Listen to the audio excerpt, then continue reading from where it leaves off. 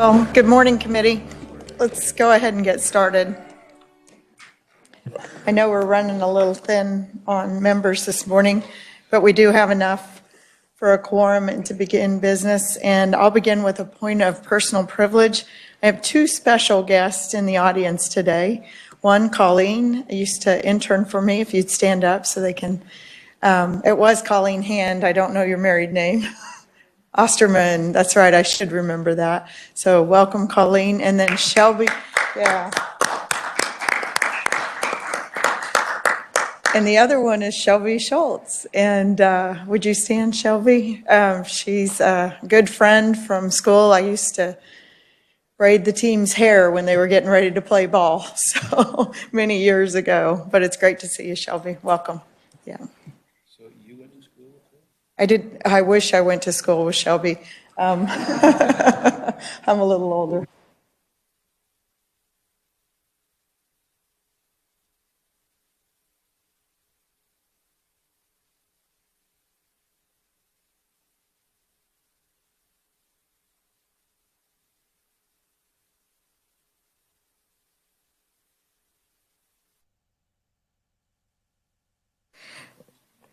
Thank you, Senator. Thank you guys for your indulgence.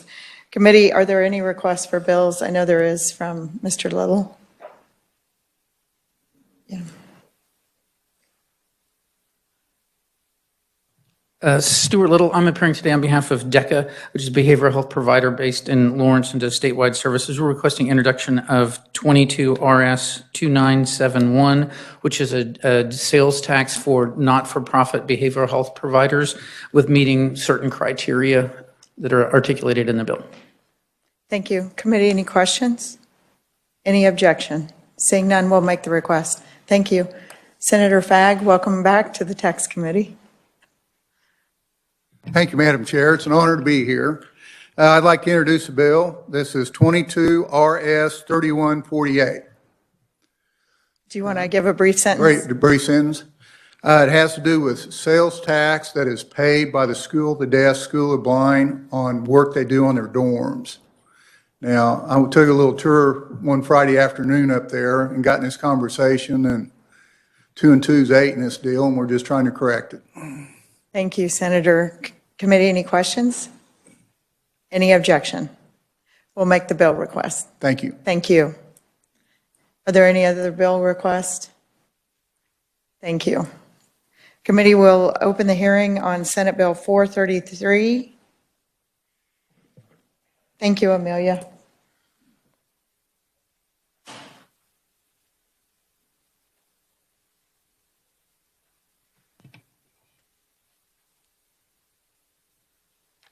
Good morning, Madam Chair, members of the committee.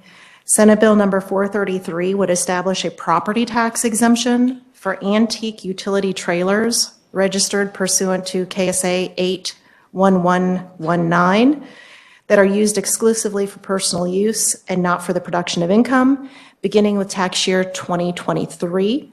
There is a definition that includes that antique utility trailers includes those trailers that are 30 years or older, as determined by date of manufacture, and having an empty weight of 2,000 pounds or less and a gross weight of not more than 8,000 pounds.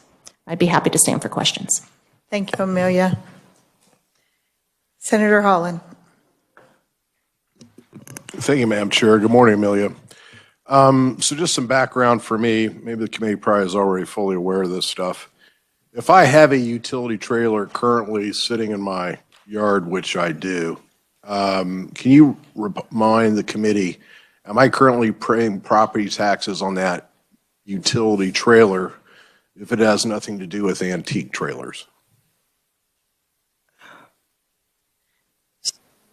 Senator Holland, what I would do is allow Amelia to research that, and we'll come back to the question. Thank you, Madam Chair. Thank Yes, you, Amelia. no problem. Senator Solentrop.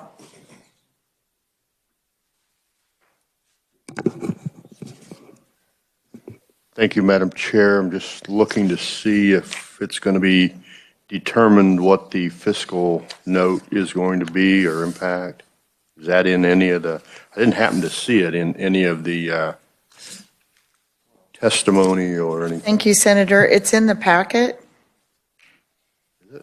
And Senator Holland. Thank you, Madam Chair. Yeah, I appreciate the senator's question, because I think with the property tax basically be going to the locals, the county specifically, if it's a property tax, and so I'd kind of like to know what the burden on that would be. Thank you. Thank you, Senator. I could ask Eddie to research that and get back to you. Would that be okay, Eddie? The fiscal note indicates that the anticipated impact is negligible for this, and it does note that certain utility trailers valued under $700 or purchased for less than $750 are already exempt in this category. So, Senator Holland. Thank you, Madam Chair. Appreciate the indulgence. So I think what I want to know from Eddie is that's the impact of the state. I want to know the impact of the counties. Thank you. Thank you. And Eddie will look into that. I think it's going to be minimal, but we'll hear from the conferees, and if we still have questions after, then we'll address that. Any other questions for Amelia? Amelia, I would pass on a compliment I heard yesterday that you are always well prepared, and the committee very much appreciates your diligence and effort to prepare for the meetings and our research and helping write the bill. So thank you very much. Thank you. Committee will start with our first conferee, Senator Brenda Dietrich. Welcome to the Tax Committee. Thank you, Madam Chair and members of the committee. I'm Senator Brenda Dietrich here in support of Senate Bill 433. So as many bills that come before us happen, this came from a conversation, phone calls and emails with a constituent who had a trailer, much like Senator Holland had mentioned, sitting beside his house, and it's 23 years old, and it costs him a considerable amount of money in his mind to be able to get that trailer tagged. He doesn't use it very often. It's not for any kind of a business. It's just for personal use. And so he made some phone calls and he said, you know what? I think the legislature needs to take a look at that. And so the term antique in this case just means something 30 years or older. And we do something very similar. And you'll see in my remarks, we have a statute that applies to antique airplanes. It's the same thing. They're 30 years or older. So I asked legislative research to do a little bit of research for me on this. And if, as you see in my remarks, a utility type trailer, it's a hitched trailer. It can be open, it can be closed. It belongs to a resident for personal use, not any kind of compensation for any kind of a business use. And it's contained in the Kansas Constitution under Section 6 under Finance and Taxation as other. So if you turn your page in my comments, if you're looking at them, I highlighted that. All other tangible personal property not otherwise specifically classified will be assessed at the fair market value of 30%. And so that kind of didn't feel fair to him, and he just asked that we take a look at this. That's why I brought this bill to you. Can we at some point, like we do for other pieces of equipment, exempt this after 30 years of reasonable use to be antique, to be considered an antique, and then be exempted from personal property and ad valorem taxes? I would say that when I talked with David Harper a couple of times, he has visited with his county treasurers, and as Eddie Penner said, it's really a negligible cost, and they don't appear to have any heartburn with this. It makes sense. It seems reasonable. So I'm just asking that the committee consider this. We don't have very many trailers out there. If you have a farm trailer, it's exempt anyway. If it's less than $750, it's exempt. But there's this category of trailer that has been used for 30 good years, and people who are doing the right thing by placing a tag on that are still paying personal property of the fair market value of 30%. So I'd stand for any questions at the appropriate time, and thank you for your consideration. Thank you, Senator. Are there any questions? Senator Corson. Thank you, Madam Chair. I think this is a good idea, and I'm supportive, but it wouldn't help your particular constituent because his is 23 years old. Okay. That's correct. Okay. But I think it's worth consideration for everyone at some point in the future. Okay. All right. I appreciate that. Thanks. Thank you, Senator Holland. Thank you, Madam Chair. And Senator, I appreciate you bringing this forward for your constituent, because we're all up here because we're trying to be good advocates for our constituent issues. So make the policy argument for me, though, why we should basically let trailers 30 years older off the hook and not all the utility trailers. Because to me, this sounds like we're picking winners and losers. I personally I know the things may be nominal, but what message does it send to our other constituents when we don't make their trailers tax-free? And then I guess my question is that just from pure tax policy, this sounds like we're basically narrowing the base. I think we want to broaden it so we can lower rates for everybody. So that kind of flies in the face of the theory. Thank you, Madam Chair. Thank you, Senator. Sure. So thank you for the question. I think in the discussions that I've had with a number of people, these kinds of trailers are specifically used for personal use. They're not an RV, even though it's a hitched trailer. They're not used for a business. They're used for personal use. Many times it's used for helping your churches or your neighbors or your family. We're talking open trailers, closed trailers. So it is a narrow category, but I think that narrow category is appropriate because we're not suggesting that anybody who's got a 30-year-old RV, which could be considered a trailer, should then receive that exemption. It is a narrowly defined piece of equipment. Senator Holland. Thank you, Madam Chair, and I appreciate the committee's indulgence. But what I don't understand is why are you telling me, since I have 2 utility trailers, at least one would classify other than an age thing, why I shouldn't get that property tax benefit as well? In my line of thinking, which may not agree with your line of thinking, I think that you deserve a benefit for being able to keep that trailer in good shape and use it for 30 years rather than just trashing it in the dumpster. Shows responsibility. Senator Holland. Well, I would just also say, even though the dollar signs are minimal, it's and basically encourage some perverse incentives for people to hang on to their trailers, not go off and buy a new one and help our economy. So thank you, Madam Chair. I appreciate the dialogue. Senator Peck.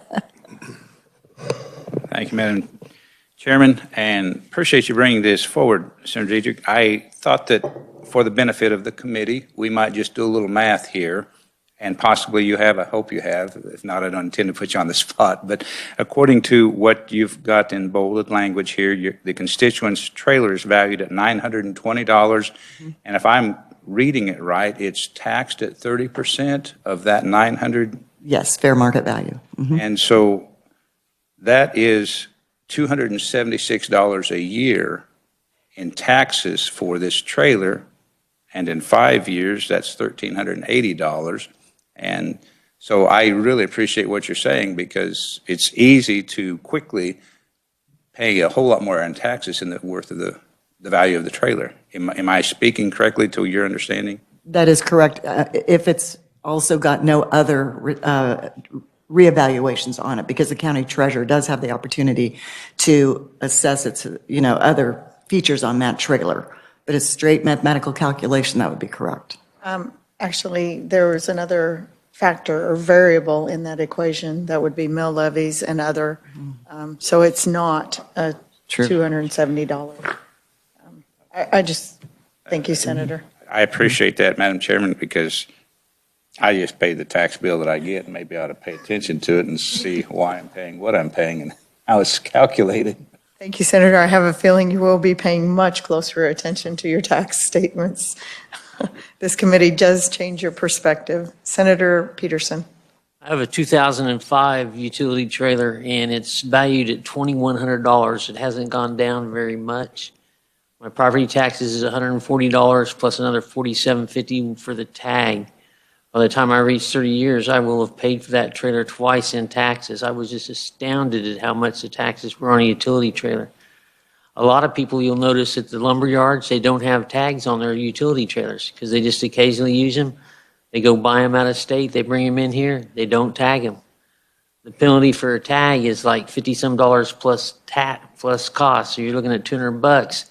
If they can go 3 to 5 years without having a tag on them, they're way money ahead. Thank you, Senator. And you bring up an excellent point. It's Kansas is extremely high on their property taxes, especially on vehicles and trailers. I've looked at that number, in fact, tried to see how we can get rid of it, but we're in the billions on taxes collected on vehicles. So it is a staggering number for local government.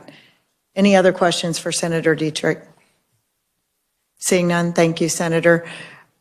David, would you like to comment on some of the questions or?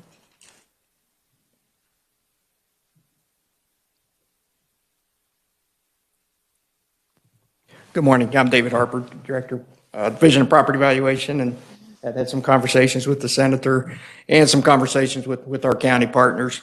I will tell you, I'm not our motor vehicle or trailer expert. I learned some from Senator Peterson this morning. We had an early morning meeting and we were talking about his trailer, but I've learned more just in working through this. The challenge is in the fiscal note. As you know, the treasurers were in town last week, so I had that conversation with their leadership. I've talked to the appraisers, and they do say, and KAC weighed in on the fiscal note that they said it was a negligible amount, a minimal amount. I think trying to get to that extra dollars is challenging just because of the tracking mechanism within our system. The one thing Senator Peterson alluded to, personal property is a self-reporting property. I'm pretty confident most counties do not go out and try to track down trailers that are not reported to them. They just don't have the staff and time to do that. So it's almost kind of a hit and miss on those trailers. If it's under 2,000 pounds, they do not have to register them. So there's no official record of that trailer with the county to track those. But as she said, right, the antique aircraft have the same exemption at that age cutoff. We could try to work with the counties to try to get an exact amount. Not sure how successful it would be, but be happy to try to answer any questions that could help. Thank you, David. Senator Solentrop. Thank you, Madam Chair. I guess my question would be, how did the weight of 2,000 pounds come about? I'd have to do some research on the history. I'm not sure what the magic number, why that was the magic number of 2,000. So David. Any problem going, excuse me, No, that's fine, see Senator. any problem going to 4,000 pounds? Again, I'd probably want to talk to the other parties, but no. So David, I would ask for some data on that. Why we're currently at 2,000, what the impact would be of going to 4,000. Also, and I know there might be an impact to local, but I would also ask for this committee's information, the current amount on property taxes on vehicles, trailers, and such, a breakdown for the committee so that we can see that data as to what we're looking at for the state and a comparison in the surrounding states. I know that there is a tag from a car down in the lower level parking lot that is a Missouri tag. I'm not so sure it's a Missouri resident. So I would be curious to find out what the surrounding states are charging. Senator Holland. Thank you, Madam Chair. And I appreciate the Senator from Sedgwick's comments about 2 versus 4,000, because I think once you start going up above 2,000 pounds, I think it's generally assumed, first of all, that if you have a trailer 2,000 pounds or less, you don't have to get it tagged as long as you're not doing anything with it commercially. Right. And I think the issue is once you start raising to 4,000 pounds, now you get into basically people wanting to have it both ways, as far as, hey, I use it for my lawn business, haul my trailers around or my tractors or whatever. But now I can still say, well, it's for my personal use too. So I think we just got to watch that and be sure we're clear on the policy. Thank you, Madam Chair. Thank you, Senator. And I would also ask, we may just bring you back for a presentation on the committee. I've been approached on golf carts and other vehicles. Some think they're tagged, others think they're not. If we could get some consistency across there. I know that's more a transportation issue for the Transportation Committee, but since the chairman sits on the committee, we might be able to bring that information forward. So, and welcome to the committee, Senator Peterson. Yes, Senator Solentrop. Thank you, Madam Chair. I would be only concerned of non-commercial use. We have many people that have boats and other things like that.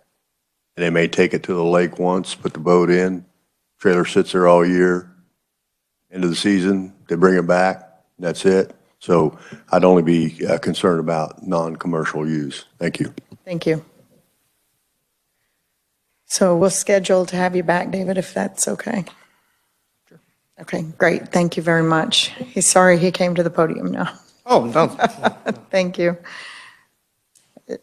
Next committee is Senator Peterson, written testimony only. Is there anybody else that would like to testify as a proponent on the bill? Seeing none, are there any opponents on the bill? Seeing none, anybody would like to testify neutral on the bill? Thank you, committee. We'll close the hearing on Senate Bill 433 and open the hearing on Senate Bill 464. Amelia, would you mind giving us an overview?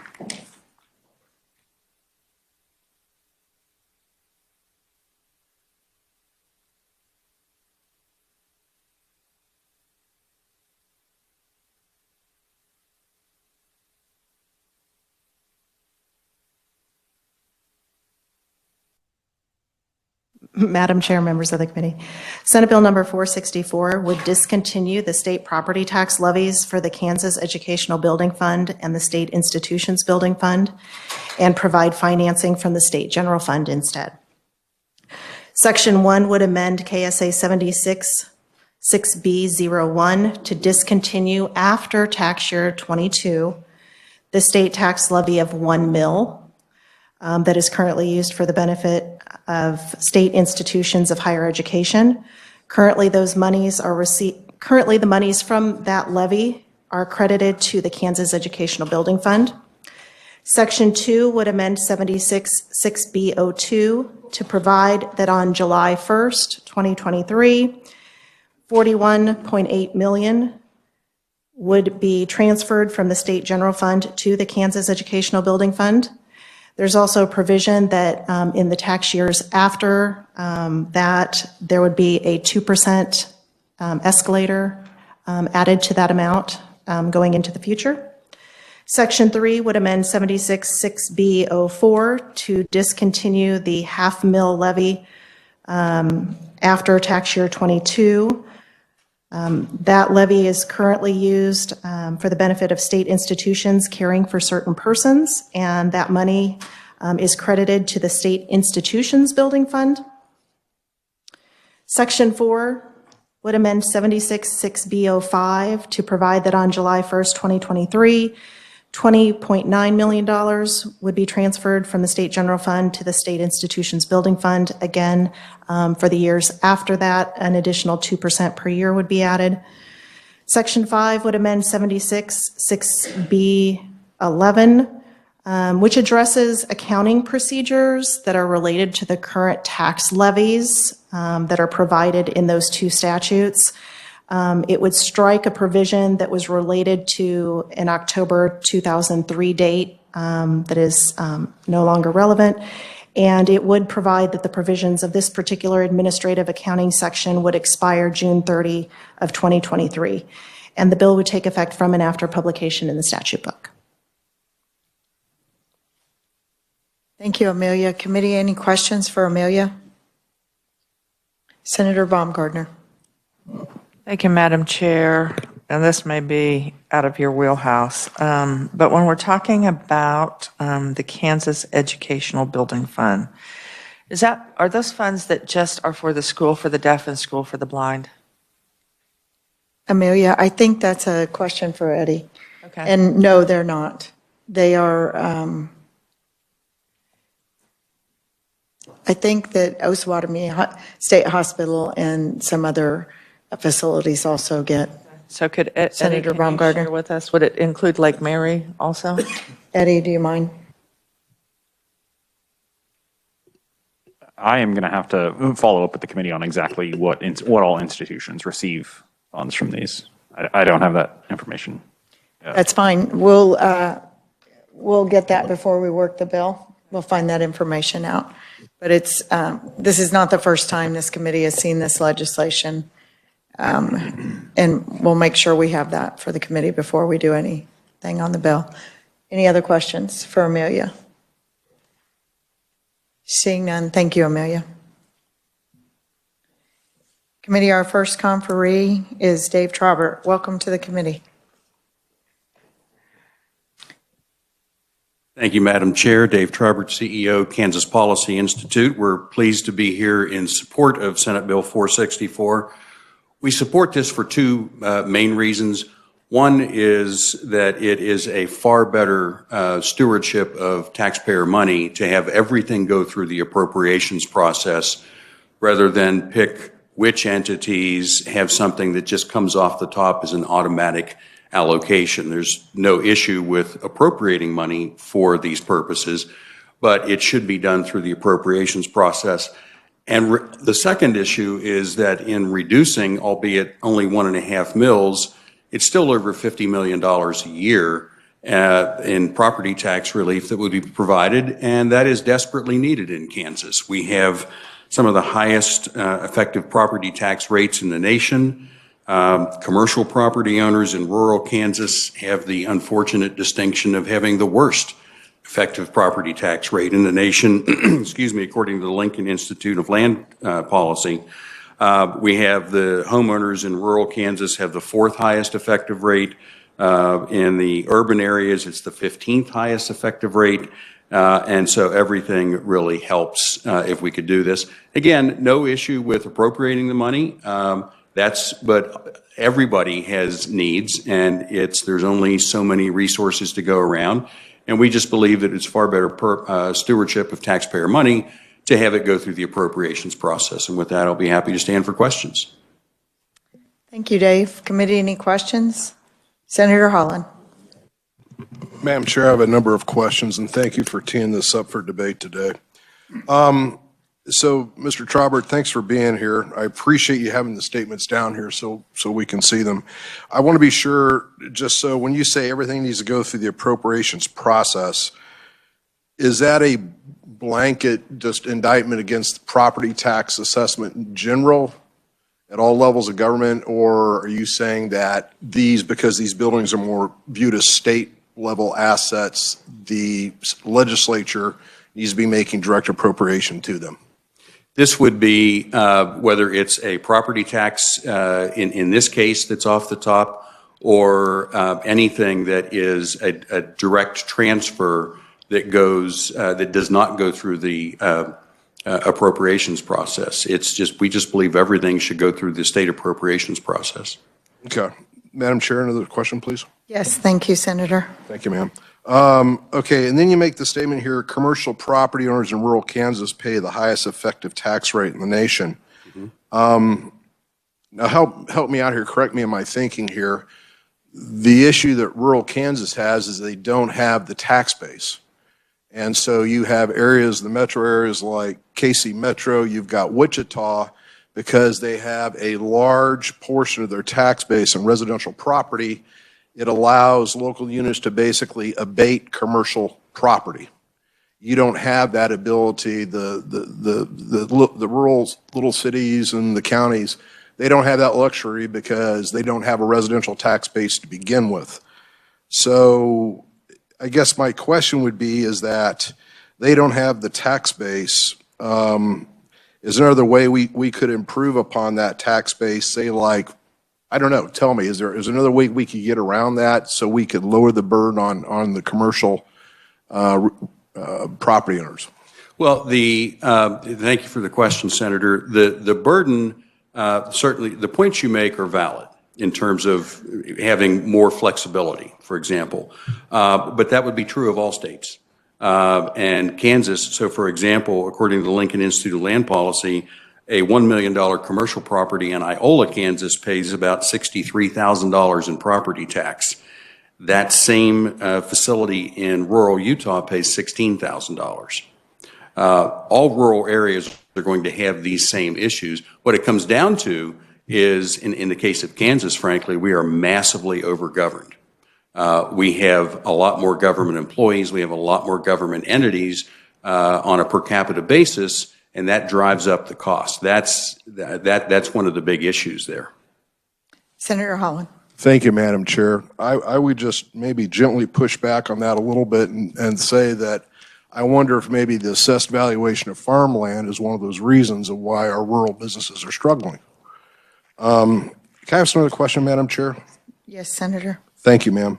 On the homeowners, you have here homeowners in rural Kansas pay the fourth highest tax rate. I appreciate your numbers for Wichita. A request, Madam Chair, if the conferee could also get us a number on KC Metro. And then, and that's my final question. Thank you, Madam Chair. Thank you. Would you mind providing the information to the committee? But this comes from the Lincoln Institute of Land Policy. I don't believe that they did that analysis. What they do is the largest urban area in each state. I'll go check, but I don't believe that they have it in their analysis for any urban area other than Wichita and Kansas. Okay, and maybe we could get that information from PVD. So, yes, they will provide that information for the committee. So, thank you. Any other questions for Dave? Senator Baumgardner. Thank you, Madam Chair. Thank you for being here today. Talk to me a little bit about, so if everything goes through the process, at least on the Senate side, it would go through Ways and Means with regard to money, and I'm going to focus just on Kansas educational buildings and that fund. So how did the little organizations, how do they really get that hearing, and how do their issues see the light of day? And I'm going to point out an example. We've changed the process a little bit the last year and this year, and yesterday in the hearing that we had in Senate Education, the School for the Blind testified. And they're scheduled in 2023 to get an elevator. And my question was, how many elevators do you have there on your facility? They have none.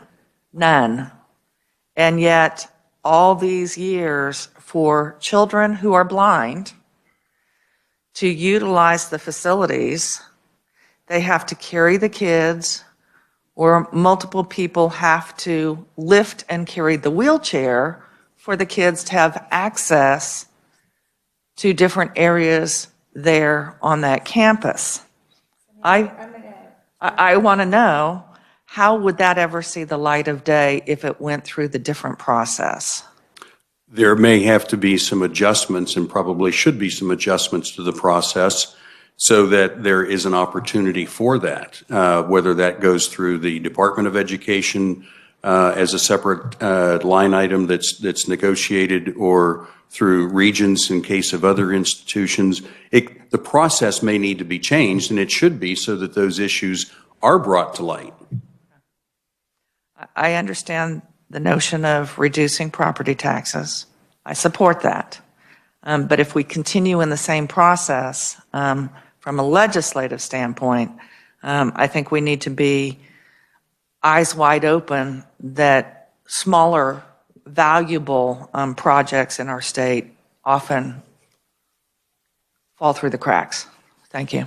So I would bring to the committee's attention, this bill does not cut the funding. It changes the revenue stream from property tax to the state general fund, and it includes an automatic 2% increase every year in the legislation. Senator Baum. Thank you, Madam Chair. I appreciate that, and I understand that. But again, you're talking about small projects and groups and organizations that don't have lobbyists trying to make sure that somehow their issue sees the light of day. And I see big ticket items more readily getting through the Ways and Means process than smaller items. Thank you, Madam Chair. Thank you. Senator Suellentrop. Thank you, Madam Chair. Dave, thanks for being here. I'm wondering if we couldn't reduce this about a third per year for 3 years, so that those that are impacted can adjust their budget and get into the process of coming before the Ways and Means Committee and making up any differential there, so to make sure that they understand the process and are not left out. Would you have any opposition to doing this a third a year for 3 years and reduce it out? No, Senator, I wouldn't, but I'm not sure I follow the part about having to adjust their budgets, because if the money is going to be appropriated, it's still there with a 2% increase. But No, if it wanted to be a 3-year phase-in, sure, that's fine. Senator Holland.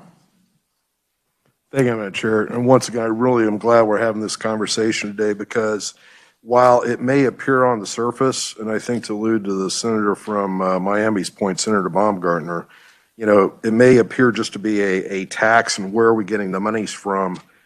I think what we start getting into with this is that, and I'm very much looking forward to the definition of the state buildings and whatever this would impact. I think the point is that you also have maybe unintended policy issues as you start shifting the source of these streams. And so I would like to have people like our Senate Education Committee or maybe the Education Subcommittee kind of weigh in on some of this stuff as well too, because I think long term it does shape this. And then another point I want to make to the committee, Madam Chair, and thank you for the indulgence. My point is that it sounds rather benign when we say we're going to move it from this to this because we want to put through the appropriations process. I know this committee likes to look at tax policy from a big picture. And the point is, and we all know this, is that we're talking about basically when we go from a property tax that is in some instance, you know, basically levied against all structures across Kansas, when we start saying let's put that basically through the state general fund now via appropriations, we're also shifting the tax burden. Because why would it, I guess I would offer, Madam Chair, is that you look at where the people live in Kansas and what's generating the most receipts of the state general fund, it's coming from South Central and it's coming from Northeast. And my concern is that, you know, we have things in the formula that pay for equalization on schools and stuff. I mean, I know rural areas are struggling, but my perception is some of the outflow from the state general fund goes to those rural areas because they don't have the property tax base to pay for that. So I just want to raise the issue about, are we increasing the tax burden indirectly, at least on our Northeast and South Central constituents, if we would adopt something like this? Thank you, Madam Chair. Senator Corson. Thank you, Madam Chair, and thanks for being here. On the 2% increase year over year, I'm wondering if maybe instead of an automatic 2%, it should be tied to something.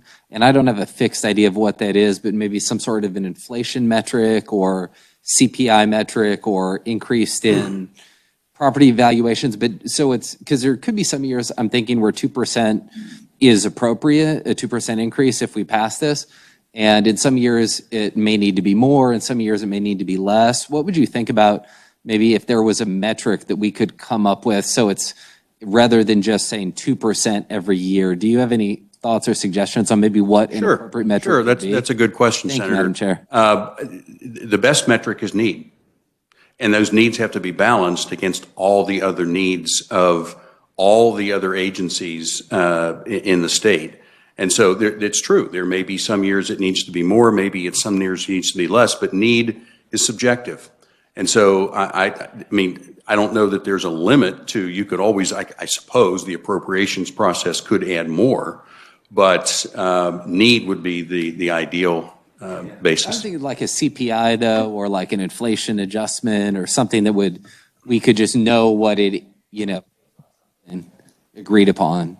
I think a lot of people would like to have everything guaranteed to go up by something, including the taxpayers, and it just doesn't work that way. Thank you. Senator Solentrop. Thank you, Madam Chair. Real quick, we're working on an index that we may be able to utilize for this very purpose as well, either in the average increase of residential property throughout the state. We looked at Case-Shiller, which is a nationwide adjustment factor. There's a number of them, so we can come to a conclusion. A number of us are discussing it, and yes, it can be tied to something that will reflect the changes that occur in Kansas. Thank you. Senator Baumgartner. Thank you. Dave, can you share with us what's here to protect us if we, you know, they say inflation rate is at the highest it's been in 4 decades. So what is in here to protect us with if we have another great recession? You mean from the valuations? Well, if you look at the last several times that there's been 2008-9 was the last time. There really wasn't much change in property valuation. A little bit, I think it was like less than 2% over 2 years. But do you feel if we face another large recession, we can still maintain that plus 2%? Again, I would go back to say that it should all be based on need, because if there is a major recession, everybody is facing that challenge, starting with taxpayers. And so it's not a matter of how do we sustain the spending, it's how do we balance the equation. Thank you. Thank you, committee. Thank you, Dave. Thanks. So, committee, I'll draw your attention to written testimony by John Donnelly. Is there anybody else that would like to testify for the bill?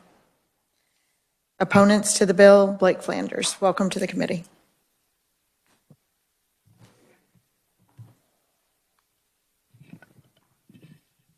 Well, good morning. Thank you, Chair Tyson, members of the committee, and thank you for the opportunity to appear before you in opposition of Senate Bill 464.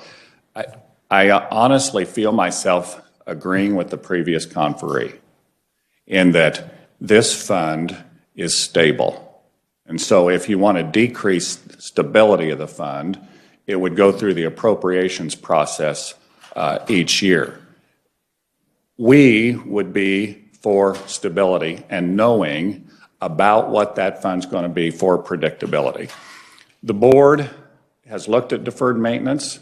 We've done 2 studies, one on deferred maintenance, one on space utilization. We found that we have about $1.2 billion. We have our architect here if you have some more in-depth questions, but we have about $1.2 billion in deferred maintenance. In 20 years, if we keep the exact same track with the building fund, do the exact same thing, we're going to have about $5 billion in deferred maintenance. And I believe that most of that is, number one, deferred maintenance is not linear. If you think about your own home, if you have a deferred maintenance issue on your windows, if you fix it today, it's one price. But if you wait, they start to leak. Pretty quick, you have a deferred maintenance now you have maintenance on sheetrock. Then you have maintenance on the frame. And as deferred maintenance is ignored, it doesn't increase in a linear way. It increases in a more exponential track. So the board's going to require a 2% maintenance assessment fee from our universities, but we have the Education Building Fund as a part of that deferred maintenance plan. And therefore, on behalf of the universities and the board, I'd stand in opposition. I think so how did we get here? I would tell you that a building has no voice. The easiest thing to do is not to do maintenance on a building. We've seen examples probably in outside of the university system. We've seen it inside the university system. As money gets tight, generally, the last thing invested in is the building. I have so it's not about the amount of money, it's about the stability for us. So I have a memo from the Kansas Legislative Research Department dated September 8, 2021, from Shirley Morrow, Principal Fiscal Analyst, to the House Committee on Higher Education Budget. I might just read that in 2007, Senate substitute for HB 2237 was passed and created the State Educational Institution Long-Term Infrastructure Maintenance Program. It was a 5-year program. Transfers would total $90 million. It lasted 1.5 years. So it was passed as a long-term program, lasted 1.5 years because we hit a recession bump. And again, buildings have very little voice, and that program was terminated. So I'd stand for any questions. Committee questions? Senator Peck. Thank you, Madam Chairman. In 2 different places in your written testimony, it mentions that the Educational Building Fund, EBF, is not sufficient to meet the maintenance needs for eligible buildings. That's on the front. Then on the back, you again mentioned that the amounts available for ongoing maintenance are inadequate. So you have asked for an additional $25 million from the state general fund for the budget year we're working on, fiscal year 23. I guess I'm a little bit confused. If the fund's not adequate and state general fund money is needed, why there's a problem in all of it coming from the state general fund? Can you help me understand that a little bit? So it's not just, so here's what's needed to address where we are now. And we're going to also have to have each university contribute out of tuition revenue or other revenues. We also are going to, we have asked, and it's in the budget, for state general fund. We just don't want the only stable source that we've had since the 40s go away and go into the appropriations process, because we think that that would increase the volatility on that component. So that would, that's why we're opposed. Senator Peck. Thank you, Madam Chairman. Not certain that I necessarily agree with that. I am more for transparency in running all money, just like the state highway fund that we had talked about previously, the sales tax revenue, but I'm not going to sidetrack on that. I was curious on in the box in the back of your testimony, you've got the educational building fund, the actuals for 19, 20, and 21, and each year you start with a significant beginning balance and end with a significant ending balance. I'm surprised, honestly, if we've got such needs, that ending balance is not closer to zero, rather than being 33 million, 31 million, 41 million for the actuals. Can you help me understand why there's such a large ending balance in the fund? Yeah, so sometimes universities, in order to do a major project on a building, you have to move people into swing space. And so it may require more than 1 year of funding for that university. And so they would begin to compile that over a couple of years so they could start the project. So that's why the balance. Senator. And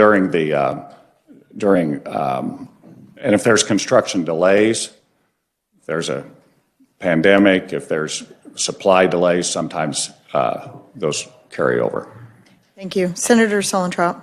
Thank you, Madam Chair. Quickly, the conferee is right. The deferred maintenance problem has persisted for a long time. It's been an aggravation to me for years. And the 2 studies were completed, what it would take to end the deferred maintenance problem and the space utilization. I've received the studies, and we're waiting on a dashboard to establish a time frame on what needs to happen on the various campuses. Regent Hutton has done most of the work, or a lot of the work, and has been instrumental in moving this issue forward. He's indicated that he's close to the dashboard. He looked at it once. He felt like it was inadequate or incomplete and didn't give us a true picture. The point I guess I'm making is, as soon as I receive that information from him, I'll share it with the tax committee, because this is a revenue stream that produces the dollars to go into those systems, even though this may be an appropriations or Ways and Means issue to decide. So that information will be available, I would hope, in a not too distant future, and I'm talking about a matter of days. Oh, thank you, Senator. I know you sit on the buildings funds, and I know part of the problem too, and I watch this as a business person and somebody in management. The universities and regions continue to grow. They think growth, growth, growth, but they never consider the maintenance of growth. And that has to be part of the equation. Senator Holland, quickly. Thank you, Madam Chair. Just a request for PVD. Dave, if you could get me some data, I want to know basically rural commercial interests. If we were to pass this, basically shift this and take this off the basically the property tax rules, what would be the percentage of the commercial rural base this would be a savings for versus metro commercial base? That's what I'd like to know. And I can get with you afterwards to clarify. Thank you, Madam Chair. Thank you. Thank you, Blake.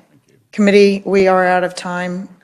Would you like me to bring this conferee back, or do you feel that your questions have been answered? Okay, seeing that we have no other opponents, is there anybody else that would like to testify against the bill? Anybody that would like to testify neutral on the bill? Seeing none, we'll close the hearing on Senate Bill 433. Committee, we will be working bills tomorrow, so bring your information and data and amendments. Thank you.